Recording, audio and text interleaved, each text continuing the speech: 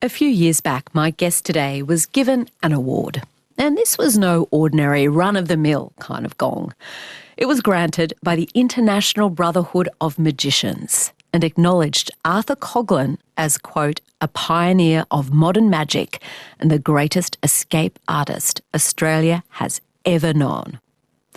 Arthur was born in 1932 in Liverpool in the north of England, so he was just a boy when the German Air Force bombarded his city. It was when he was a kid in Liverpool that Arthur first fell in love with magic. But it wasn't until after he came to Australia and had his own family that Arthur Coghlan gave his life over to magic and the art of escaping. He first made headlines by making his way out of a 44-gallon drum in a shark tank. That was a feat he later repeated while suspended from a crane live on the Don Lane Show. And he was, for many years, the resident magician at one of the original Gold Coast amusement parks, Magic Mountain. Hello, Arthur. Hello. Why am I not introducing you as the great Arthur-oo or something like that? Why plain old Arthur? I don't like the great. I'm not a great. I'm just an average person that's, I've worked hard and done well, and I'm very happy with that. But I've never looked at greatness, no. You never had a stage name? No. So how would you be introduced on stage in the early days of Magic Mountain? It used to be funny. In the early days, before I was well known, I had a screen on the stage, and I would walk out one side of the screen and, good morning, ladies and gentlemen, and welcome to the world of magic. And I'd like to introduce one of the greatest magicians and one of the funniest magicians in Australia. Would you please make him welcome, Arthur Coghlan? And I'd put my hand behind the screen. I'd walk behind the screen and walk out the other side.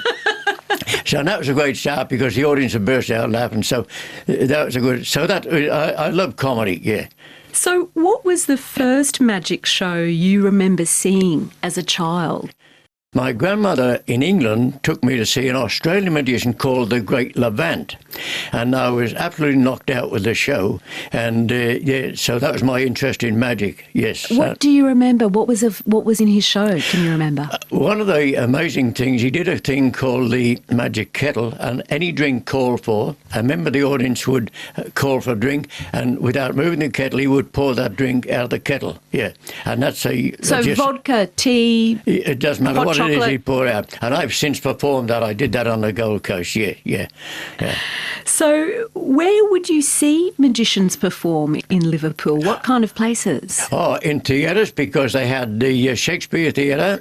They had two big theatres there, and they were the days of the music halls. And every week there would be a magician on one of the theatres, and they would perform for a week. And I was working that time at a place called the Wizard's Den. I was only 14, I think, when I got that job, demonstrating magic.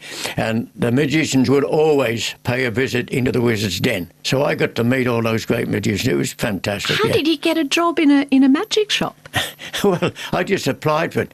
Went in because I just got that interested in magic and did a couple of things and, got the job. What kind of tricks were in stock at the Wizard's Den? Anything from like vanishing a dove or producing a dove. There were so many different things, a great collection. And who was teaching you or who showed you? Self-taught, yes. I'd get books from the library, all that sort of thing. And a lot of stuff I've actually invented. I've been very lucky over the years, and that's, I think, been a lot of my success because it's all original stuff that I'm a sort of person who goes to bed of a night and I can't get to sleep. I get an idea and I'll get up and make notes, go back to bed and then think of it, get up again, make some more notes. Yeah, so that's, I just love inventing things, yeah. When you were a kid, Arthur, and seeing the Great Levant for the first time, did you immediately want to know how to do it yourself? Well, I was, yeah. Obviously, most people intrigued and want to know how it's done. Most of them never find out, of course, but I just studied it for so long. Do you think you have to have a special kind of brain to to figure out magic? Well, I think better if perhaps half a brain might be better off, because a lot of it is so illogical it can't be done, and yet I'm determined to carry on with things. Yeah. As I say, you were a child in Liverpool during the war. Was Yes. magic and vaudeville a bit of an escape from what was happening? Absolutely, absolutely. I used to love to go to the music hall, and I'd sit up in what they call the gods, which was the top circle. Cheap seats. And and the incredible thing, when the orchestra tuned up, the atmosphere in a music hall when the orchestra tuning up, it's just, it gives you goosebumps. It's an incredible atmosphere. Yeah. So did you have a dream of being a magician from a young age? Yeah, I never dreamt I'd become a professional magician. It was just a hobby. Yes.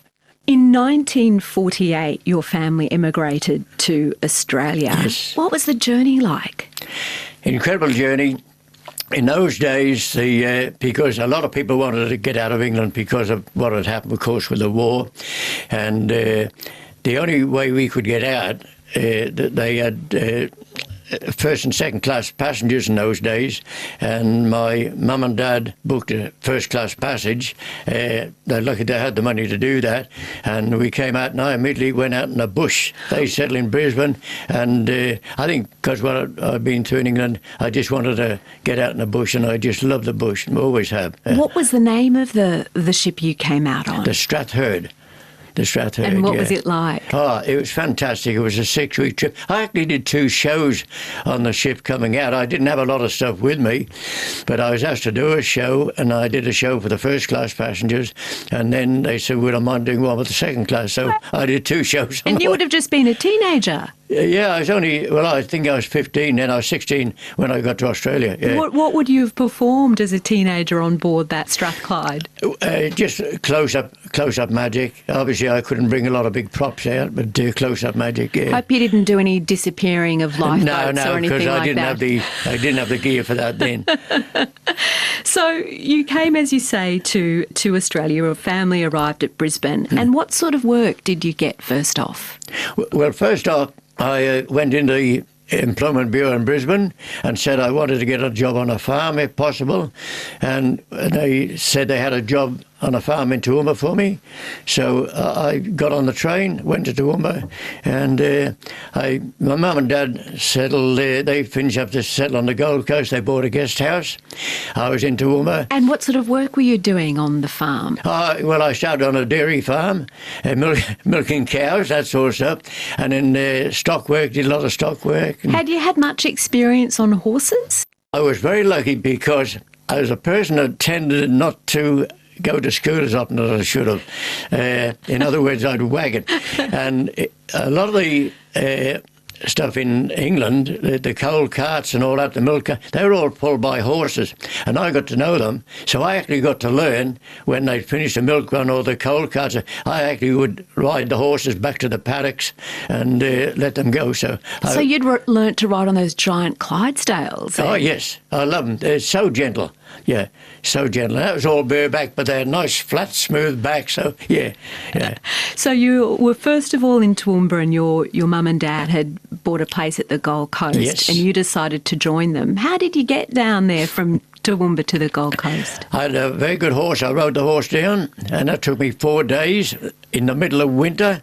Where did you sleep?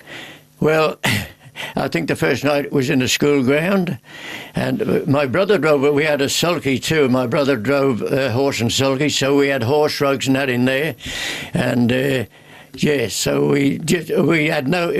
When I look back now, every time I drive to them, I think, what a crazy thing to do, because we just took off with no set places to stay.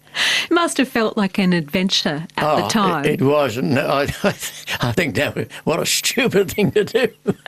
Well, you got there. You made it to the Gold Coast. Was it easy enough to find work then on the coast? Yes, well, by that time too, I'd also had a truck driving licence, so I was able to get work. I drove for Paul's Milk Company for quite a while. Then I worked in sawmills, and I just so much all round. Tell me about the magical woman who came into your life around this time. Who was that? Which one? I was hoping to ask about your wife, Arthur, but maybe you've got another story to tell me. No, I met my wife on a skating rink, actually. We had a roller skating rink right on the beachfront of Burleigh Heads. It's long since gone, but that's where we met. And what drew you to Val when you saw her skating around at Burleigh? Well, I think we just struck up a friendship. And also a family. I met a family, and we just became very good friends, and it just took over from there. And once you were married and beginning your own family, what business were you building at that time? What were you doing for work? Well, I did a course as a motor mechanic. I'm an A-grade motor mechanic, and I finished up. I rented a workshop in Southport and set it up as Coghlan Motors and did very, very well there. And then the vacant block of land came up for sale, and I bought a block of land and built a big workshop on it. And then the Shell Oil Company approached me and said, look, we'll build a complete Bowser's showroom, the whole lot, if you'll sign a contract to just sell our products for 5 years. And I did that, and that became Coghlan Motors. It's a really, really good garage and service station, yeah. So were you doing any magic in these years at all, Arthur? Only as a hobby, yes. Now, how did you come to be a torchbearer in the 1956 Olympic torch relay? Well, I did a lot of amateur boxing. I belonged to a boxing club, and in those days to carry the torch you had to be an athlete, and I applied, and I remember we came up to St. Lucia University and we had a mock torch, I think from 3.5 pounds in the old language, and you had to run a mile with that, and you had to do a mile, not a kilometre, a mile in 6 minutes. But I was fit as a fiddle and did that easily and passed the test. So carrying the torch is one of the greatest thrills of my life. Yeah. Well, tell me what happened on the day. Well, on the day they had like runners all lined up, and the army were involved. They had trucks carrying the torches and spare ones and all that. And what would happen, an army truck would come along and give you an unlit torch, and then you would wait for the previous runner to come, and then you would touch the torches, and the moment you got this feeling the torch is never going to light, because all you want to do is get it and start running. I could have run 10 miles, I think, but the excitement, the adrenaline, really, it's a really adrenaline rush. Yeah. And what was in your mind, do you remember, as it lit and you were running? What were you thinking? Just a pure excitement of it, and thinking, I'm the only one that's got this thing, yeah. Is there any danger of the flames blowing back towards you? No, they've got a cartridge in there, and once it's lit, that will stay alight. No, it won't blow out now. And so do you watch the relay now on TV when it's Olympic time? Yes, yeah, I relive it very often, yeah. So this is the life that you're building with your wife Val and your kids and your very successful business as a mechanic. How did magic become the thing that you started to do professionally? Who did you meet? It's very interesting because one of my customers was a magician, and he had actually just come out from England, and he did have a big illusion show in England, and he came out here with no illusions, but he wanted to start up again. And we became really good friends, and he knew my hobby as a magician, and we discussed different things, and I offered to build a show for him, which I did do, including the famous illusion sawing a lady in half. And I said, let's use a chainsaw. He didn't even know what a chainsaw was. Oh, gosh. And had you built one of those boxes before, Arthur? No. But I built that. And I hope for the lady involved you did quite a few tests before you pulled out that chainsaw. We got through quite a few ladies, actually, before we got it right. No, look, I take all precautions. The lady inside is extremely safe. So you're working with this friend of yours, Jerry, and he invited you to help him participate in a show at Coffs Harbour. What were conditions like as you were driving to that show from the Gold Coast? Well, unfortunately, it was a wet morning. We left fairly early, and he had a Mercedes-Benz, and we had three girls in the show. They were in the back seat, and unfortunately, he failed to take a bend. He aquaplaned fairly high speed, and I saw this massive tree coming, and in those days we didn't wear seatbelts, no mobile phones, of course. I saw this big tree coming, and I don't know if it made me do it. I dived under the dash, and he hit the tree so hard, the car bounced back, rolled on its hood, and I was dead scared it was going to catch fire. He was jammed under the steering wheel, and I got out, bearing in mind the car's upside down. I was lucky I got out to the windscreen, actually, or where the windscreen had been, and then I opened the back door, and I just ripped the 3 girls out, not realising one of them had her back broken in 5 places. She spent 3 months on a rotary bed, and unfortunately, he was pretty cook, and he said, Arthur, he told me he felt he was dying. And I said, you're too big a rogue to die, Jerry. And anyway, unfortunately, he did die. And I said, look, if anything happens to you, I promise you I'll get the show up and running. And that's exactly what happened, yeah. So all the illusion I'd built, I finished up, and then I wasn't known as a magician, so I needed publicity. So that's when I came up with my first escape. I thought I need to do something to get people's attention. And I thought of doing some sort of an escape, and then I thought, well, what do you escape from? Then the idea hit me, a 44-gallon drum. Why? Because, well, everybody knows what a 44-gallon drum is. And then I thought, and I actually bought a brand new 44-gallon drum. And then I had to find out how the heck I was going to get out of it. I had a lid on it, of course, a removable lid. But after several weeks, I came up with a great idea that the drum could be examined. I could invite outside locksmiths to lock me in it and escape from it. Now, where were you practising this? Did you just set up the drum in the lounge room? In my workshop. Yeah. In your workshop? In my workshop. What did Val think about you spending all this time inside the drum, wanting to know how to get out of it? She thought I was mad. But the funny thing is, when I went to do the escape, we decided we'd do it in the shark pool at Jack Evans. The shark pool? In the shark pool.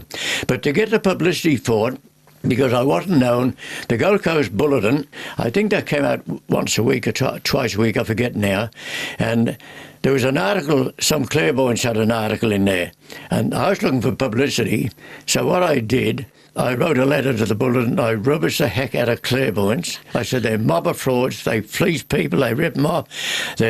They try to be magicians, but they haven't got a... So I rubbished the heck out of clairvoyant. Then back came the replies. They started this argument with me. And good publicity. And because the bulletins were selling like anything, because people were buying them because of this big argument. There were 6 or 7 clairvoyants, and it was quite interesting. And eventually a letter went in the Bulletin that Arthur Coghlan was only seeking publicity, and if he's so clever, why don't we put him in a 44-gallon drum and drop him in the water somewhere, Well, those clairvoyants were onto you. What happened, my wife picked the paper up that morning, and she said, look the mess you've got yourself into now. But what she didn't realise is I'm the one that wrote the letter. Oh, you I let all the clairvoyants on, and then I wrote the letter and I got a friend of mine to sign it.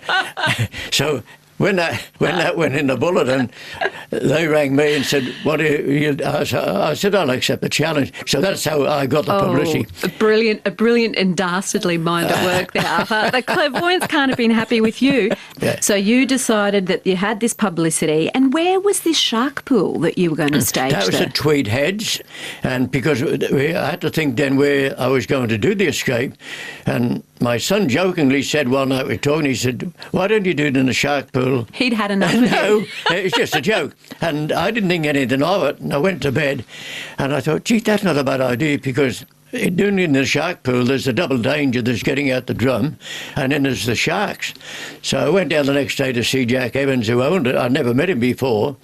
And he thought it was a crazy idea.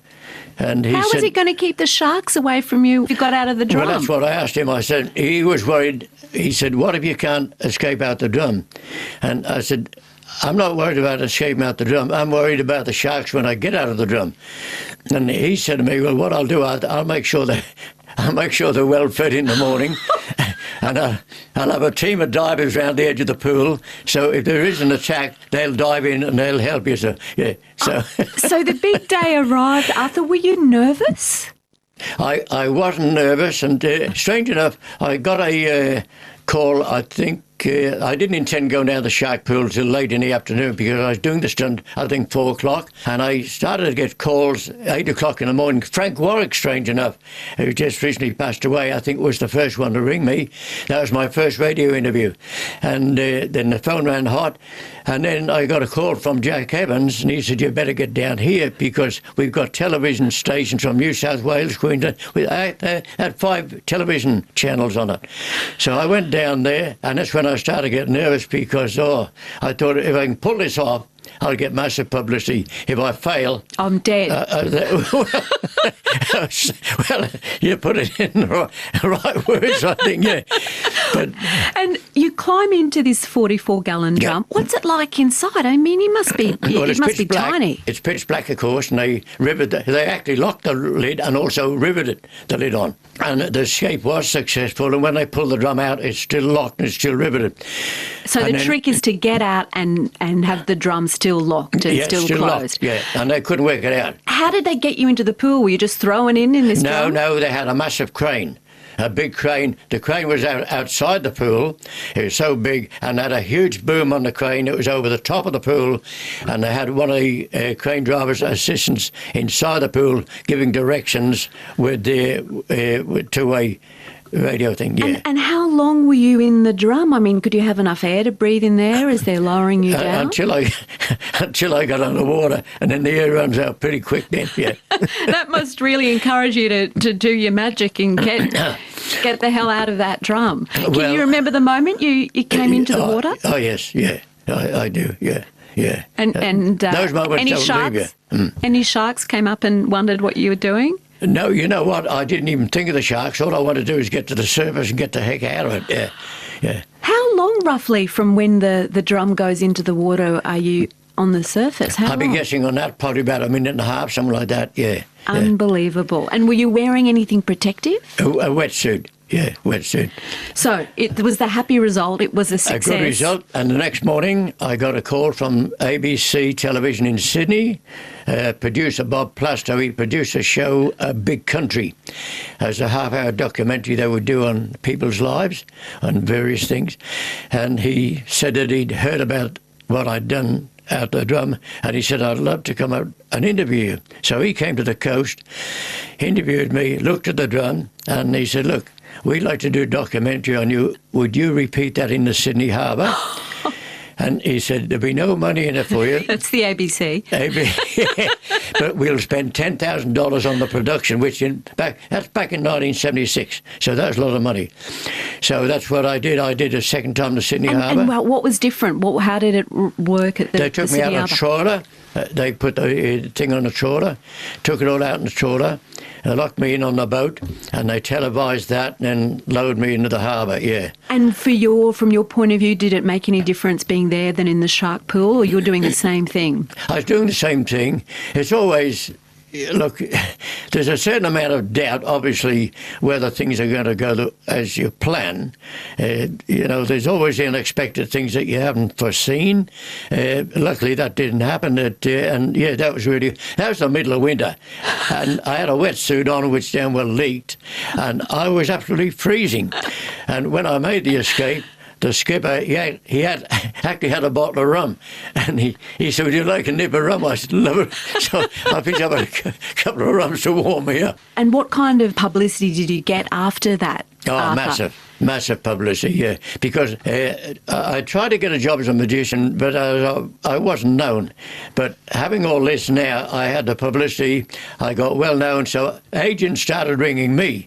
Instead of me having to ring agents started ringing me, and that's what started all up. Where did you start getting gigs then on the Gold Coast as a magician? What kind of places would you perform at first? Well, Broadbeach International Hotel, and that's where a lot of the great stars from overseas used to perform. And I went there. I actually applied for a job there as a magician, and this is before I did all the stunts, and I didn't do any good. But once I did the stunts, the whole thing turned around.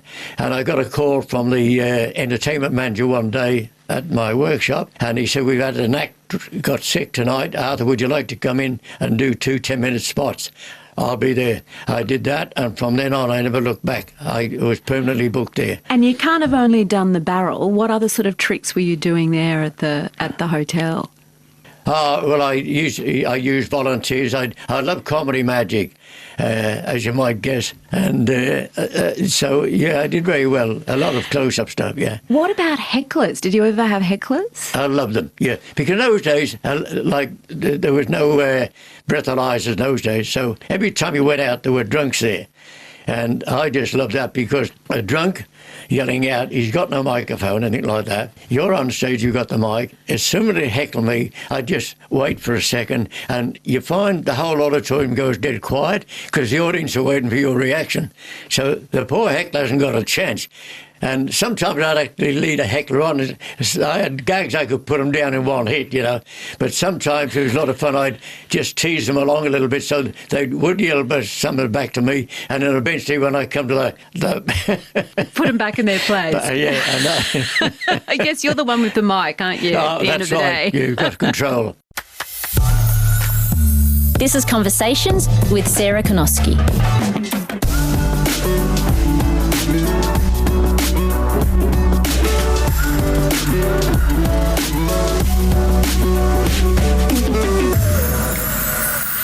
Now, what did you see being built near your place on the Gold Coast in the mid-1970s? I saw a castle getting built. I was only about, probably half a kilometre from where I actually lived. And a castle on a hill, that big orange towers. And there was an article in the Bulletin. They went to see the fellow who was building it to ask him what he was going to put in it. And he said that he didn't know, he was still looking for ideas. There was actually a chairlift already there. So I went up to see him. And I said, why don't you call it the Magic Castle? And if you'd give me a few weeks' trial, if it works, it works. If it doesn't work, no hard feelings. So he said, well, I can't think of anything else to put in it. What do you need? I said, all I need is a bit of a stage to work off. And that started right to there. go. Now, I always longed to go to this Magic Mountain, Arthur, but my parents never took me. I used to just look at it longingly. What did it look like? Describe for people who never saw the Magic Castle, how it loomed up there at the Gold Coast. Well, the castle had orange towers, because it was Magic Castle. It changed to Magic Mountain in later years when it got sold. But it had beautiful orange towers, spires, you know, and of a night it was lit up and it was absolutely beautiful, really nice, yeah. And so what sort of room did you first perform your magic shows in at the Magic Castle? I started on the top floor of the castle. I had just a small stage with a screen that I could walk behind to change and all that sort of thing. No seats, it was just a concrete floor, but after a while, we found the crowds were just increasing and increasing, and then the owner put in the floor covering on, he put seats in, he panelled all the walls of beautiful timber, and then we got the stage. I was doing 4 shows a day. A day? A day, and we could not fit the people in. They were crammed on the stairs, and he came to me one afternoon when I'd finished the last show, and he said, Arthur, I can't believe the success this has been, and he said, I've decided I'm going to build a theatre for you. I want you to design a theatre, seat about 500 people, and I'll get an architect on and we'll get it built. And in the meantime, I want somebody to take your place, because I'm going to take you to America, to Vegas, to see some of the magicians over there, and let's look at some ideas. What ideas did you get in Vegas? What impressed you there? Well, I tell you what I got from Vegas, I'm very impressed. And Siegfried and Roy, they were absolutely brilliant. The best magicians ever, and they were the starter people using lines and targets. Beautiful. But I got a lot of confidence, because when I saw the shows over there, I thought, well, this is stuff I can build, I can do this. So I got a lot of confidence from that. And what sort of illusions did you do? Well, I started off, one of the things I built was a vanishing motorbike, where I would ride a motorbike into a cage, and that would be lifted into the air in full view of the audience. Full view of the audience, lifted high, and all of a sudden the cage would collapse, and I would ride the motorbike from the back of the auditorium down to the aisles. Yeah. And then I had a Shetland pony, lovely Shetland pony I bought. So we used to produce a Shetland pony and also vanish him. And he became one of the family of the Shetland pony. We loved him, yeah. Siegfried and Roy had tigers and you had a Shetland pony. They had lions pony. and tigers. They were just brilliant. Brilliant, yeah. What was your Shetland pony called? A Scooter. He was a little white fella, and I decided I was going to do a show with a line, and I got a permit. Bull and Brothers offered me 2 lines in case one got sick, and they were going to build a cage and goodness knows what. But in the meantime, somebody came to me with this little pony, and I thought, well, the pony might be good, and I used the pony, and I'm so pleased I did, because the people just love the pony. And much nicer to live with a pony. Much easier. Much easier to pat the pony than pat a lion. So how would you get people to volunteer, Arthur, when you had a crowd and you wanted someone to come up? What were the sort of techniques you'd use? You know, I've never had a failure. I had many, many thousands of volunteers and never had anybody refuse. And I think it's the manner that you use to go down and get people.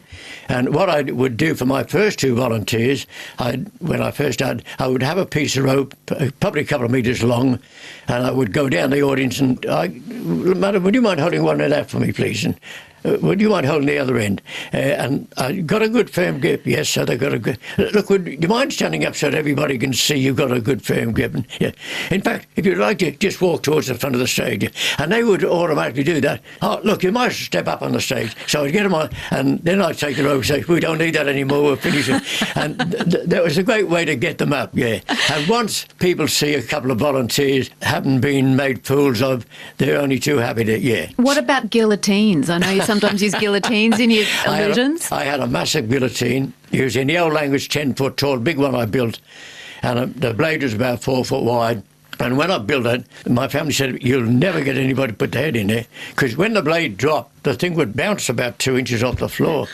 And I never had a problem with it. I'd get volunteers up, never How missed. would you convince them to get on and put their head in a guillotine? Well, I'd normally try and get a man and wife if I could, or male and female, and then I'd offer the lady, like, would you like to put your head in? Or do you like, oh, no, they didn't want to. So I'd con the fellow into putting his head in. And once he got his head in, I'd piece goes over the back of his neck, then we'd slip that in place. My sister would bring it out. We slipped in so he couldn't get his head out. So once he laid down, put his head in, he was a goner. There was no backing up. So it was a real comedy. Sounds like all that vaudeville you saw as a kid in Liverpool was part of what you were doing on Absolutely. stage. Yeah, I loved the vaudeville, yeah. So you were doing 4 shows a day. What would you do in the time off in between being on stage? I had a big workshop under the stage, and what I would do, I would finish a show. The girls would set up the next show for me. I would put a pair of overalls on, go down in my workshop and start working on the next illusion. Yeah. Unbelievable. And then about 10 minutes before I was due on stage again, one of the girls would come down, so I'd quickly wash, put my stage gear on and go back up again, yeah. What was your stage gear? Well, it used to vary. It was bow tie, jacket, and I always wore white pants and a bright maroon jacket, sometimes a blue jacket, yeah. And the construction that you were doing in the workshop, I mean, you must have an amazing, I guess it's the mechanical brain that you have to be able to figure I can't those turn off things from out. it. And at that time, I started doing a lot of stuff for television, so I needed new material, so... Well, let's talk about one of those television appearances, Arthur. The biggest variety show in Australia at the time was the Don Lane Show, and Yes. you were invited to appear. What did you decide to do for the Don Lane Show? Well, the Don Lane Show rang me. The research girl, Rhonda McCormick was her name, I remember. She rang me and said I'd been previously on the Mike Walsh Show and some other shows, and they'd seen some of the work that I'd done on television, and she invited me to appear on the show. And I said, well, look, give me a couple of weeks to think about it, because if I go on the show, I want to do something fairly sensational. So I spent a couple of weeks thinking about it. And then I thought the 44-gallon drum I did in a shark pool had been such a success, but I didn't want to use the same drum. I wanted an entirely different method. So I came up with an entirely different method, and I rang them back and told them what I had in mind, and they agreed they would do it that way. And what was different? What was your new method? Well, what I did, I bought a new 44-gallon drum, and I actually hinged the lid of the drum about 2/3 of the way down. I put a hinge on it, so you could open the lid on a hinge. Now, to keep the lid closed, I drilled a hole in the top of the lid, and a hole in the base of the drum, and I had a 1-inch steel bar that went right through the whole drum, a genuine bar, and that had a lock attached on each end. It had a hole each end, and so they put locks on each end on the outside of the drum, of course, so I couldn't get to the locks. And yes, I came up with that. So then I rang the Don Lane show and said, right, I've got the drum, and I want to do it in the car park under a crane, to be lifted in the air, explained it to be placed inside a wooden box, lifted up in the air, and the idea was the bottom of the box was like a door, and that was held close with a catch. Now the catch we had a 30-metre length of nylon rope. One end of the rope was attached to the catch on the box, the other end of the rope was attached to a weight on the ground. So the idea was, it was done in the Melbourne car park at Studio 9, of course. The drum was placed inside the box. They had a massive crane. The crane was to lift the box high in the air, and once it reached the 30-metre mark, the rope tightened, released the catch, and the drum fell out. And I had to be out and hang on to 2 handles inside the cabinet, otherwise Arthur, that makes sharks look straightforward. Well, because if it fell with you in it, you'd die on impact. Absolutely, absolutely. But I was so lucky because at a time I really did nearly lose my life. We ran through the escape on the Don Lane show went to air on the Monday night. On the Sunday, we ran through the escape. I flew down here a couple of days earlier. They got a crane in, but I didn't get in the drum, just to lift the drum up and get the timing right, see where the drum would spin and all that. And we decided, 30 metres rope was sufficient. And as the night I went to do it on the Monday night, as I'm walking out to the car park to do it, one of the technicians said to me, he said, I've added another 10 feet to the rope to give you a bit more time. And inwardly I was furious because I thought we got it all set. But that saved my life because I actually got stuck in the drum. I couldn't get out. And all I could think of when I was going up, I think my family, I'd let my family down, I'd let Channel 9 down, and yes, it was incredible. And then I finally did get out, and I can honestly tell you, I grabbed the handles, and as I gripped the handles, the door opened and the drum went. Because it's pitch black, I had no idea how high I was off the ground. I've seen that footage, and when you do emerge from that box, you're ashen. You do look terrified. The funny thing was, before I went up, I was in my mind, like when I come out, am I supposed to look happy? How am I supposed to look? But I was actually in shock. I was in absolute shock. And when I saw the footage, I was absolutely white when I walked in. So that stagehand who gave you that extra few feet of to this day, I regret I never got back to thank fellow. And what about Val watching at home and your kids? Were they watching it live? Yeah, they watched it. Yeah. But they didn't know I was trapped in it, of course. Yeah. Has that ever happened to you before? Being trapped inside? No, I've had some close shaves, but I've never actually been trapped. Oh, Arthur. How nervous were the producers of the Don Lane show about you performing such a dangerous stunt live on TV? Well, it's funny, actually, because I got a call, and the fellow that built the Magic Castle and employed me, he went down to Melbourne with me. We're staying at the Windsor Hotel. We got a call about 5 o'clock from Peter Feynman, who produced the Don Lane show. And Peter said, look, get in a taxi and come in here as soon as you can. So we went in, and when we got in there, we were taken into a studio, and they had their own locksmiths. The locksmiths were there. Don Lane was there, Peter Feynman, and they closed the door. And because the university, that's right, the universities had the drum too, and they went through it. There were structural engineers from a university. And Peter Feynman said to me, he said, everybody here thinks you can't get out the drum. And the gentleman from the university said, he stood up and he said, I believe you've had enough of show business, and I believe you intend to commit suicide tonight, and you want to do it in a big way. And I was in shock. I said, no, I'm just come to the highlight of my career. I've got no intention of committing suicide. But they were that convinced it was impossible. They were so convinced I couldn't get out. And Peter Feynman said, the only way I can let you do this is if you'll get in the drum and let us know you can get out before we go. And I said, I'm not prepared to do that. I came down to do it once outside, and that's the way I'll do it. Because is it quite physically demanding, yes, getting in and out? And then Peter said, well, I'm going to have to call it off. But by this time, I was the main part of the show that night, of course. So Don Lane said, what are you going to do for an act? And there was a research girl, Rhonda McCormick, and she had previously seen me work on a show called The Peter Couchman Show in Melbourne, a TV show. And she said, I've got no idea how Arthur's getting out the drum, but I've got so much confidence in him, I would be game to sit on the drum and go up with him. And that's what Peter Feynman said, well, he used some foul language. He couldn't help himself because he said, I'll let it go ahead. Then partway through, when he was announcing the engineer live on the television, said, we've examined it, and he said, I've advised Channel 9 not to let him do it. Kerry Packer rang Peter Feynman and said, what are you doing letting this go on?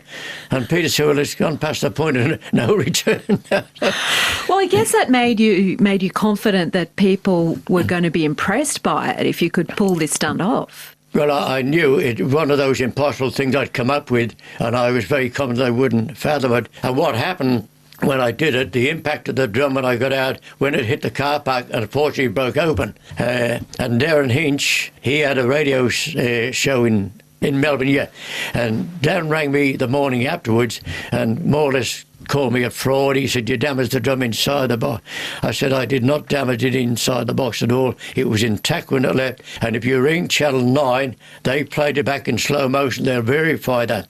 And he said, I rang Channel 9, but the switchboard's jammed. I said, ring the university and get on it. He said, I rang their switchboard's jammed. It jammed. It was incredible. Incredible. Everyone ringing up about seeing you do this stunt. Absolutely incredible. And the next morning, when I was to come back, Peter Feynman rang me and he said, Arthur, we've got to talk. So I went back in and he said, look, this has caused so much publicity.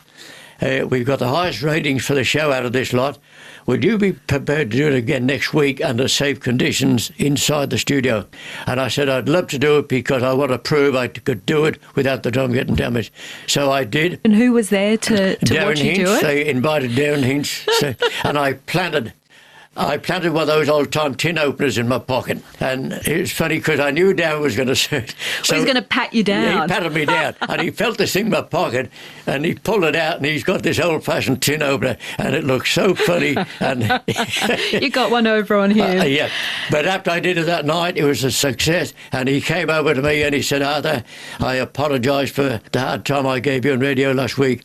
Tomorrow, I want to devote my whole programme to you, and he did, and he had nothing but praise for me after that, yeah. One of the other people who was watching to verify you when you did it, that trick the second time on the Don Lane show was a locksmith. What happened to him on the way home from that filming?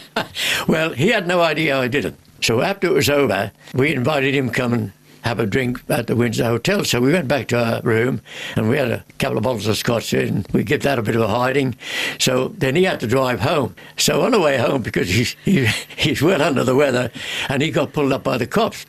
And they put a breathalyzer on because he's way over. And the cop had just come on duty. And he said, I just saw you on the Don Lane show. And he said, I'll tell you what I'll do. You tell me how he got out that drum and I won't book you. And the locksmith said, honestly, I swear I've got no idea how he got out the drum. But anyway, they let him off, and the locksmith couldn't wait to ring me the next morning. He said, you wouldn't believe what happened to me in a way. My ticket to criminality. And so people must have come up with all kinds of theories. Did anyone ever crack it? Did anyone ever manage to tell you? Look, some people say I had a twin brother. Look, there's so many. A lot of people can't accept the fact that something's been done. They have to have an answer for it. It doesn't matter how crazy it is. A lot of people will accept it and appreciate what you've done. Some people just cannot accept it. They've got to have a solution, and they come up with the craziest solution. People say you actually dematerialise inside the drum and materialise outside. I don't know how that is any explanation. You dematerialising, that would seem to raise a lot more questions in my mind. The stunt that you did for the Don Lane show where you were up high on this crane, have you done other things at height as well? Yes, I did a lot of showground stuff, going around the different agricultural shows, mostly chained to concrete blocks. My hand would be chained to a concrete block. I'd be lifted by the ankles high in the air, dropped over a load. They had big tanks of water they'd bring in on semi-trailers, and they'd pull a pin and release me, and I'd drop into the tank of water. Yes, I did that several shows around Australia, yeah. So you must have a good head for heights, Arthur. I haven't. Actually, I'm dead. Would you believe I'm dead scared of heights? I can't look over the edge of a balcony, but if I'm upside down, it doesn't bother me.